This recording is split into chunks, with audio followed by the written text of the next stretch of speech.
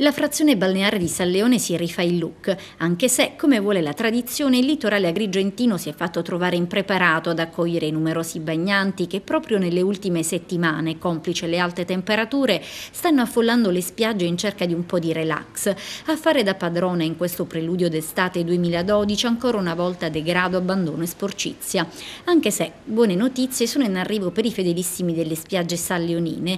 Il servizio di pulizia straordinaria, che dovrebbe partire già inizio di maggio assicurando ai primi bagnanti spiagge pulite, è partito ieri mattina. Come dire, meglio tardi che mai.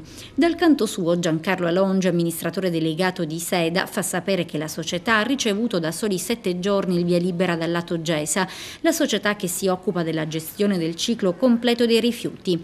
Il tempo necessario per prepararsi, aggiunge, da ieri tutti in strada a pulire. Operazione che ha previsto il collocamento di oltre 150 trespoli nelle spiagge, oltre che l'assunzione temporanea per 98 giorni di 38 unità che si occuperanno di pulizia delle spiagge, spazzamento delle strade, delle località balneari e guida degli autocompattatori supplementari. E la pulizia degli arenili va ad aggiungersi a quella del lungomare Falcone e Borsellino, partita pochi giorni fa con un servizio di decespugliamento. Intanto il sindaco Marco Zambuto, che nei giorni scorsi ha effettuato un sopralluogo per rendersi conto dell'emergenza da affrontare, ha assicurato di volersi prendere cura di tutti i quartieri urbani, ma per farlo in modo efficace, ha aggiunto, occorre che i cittadini dimostrino senso civico, attaccamento e amore per la città.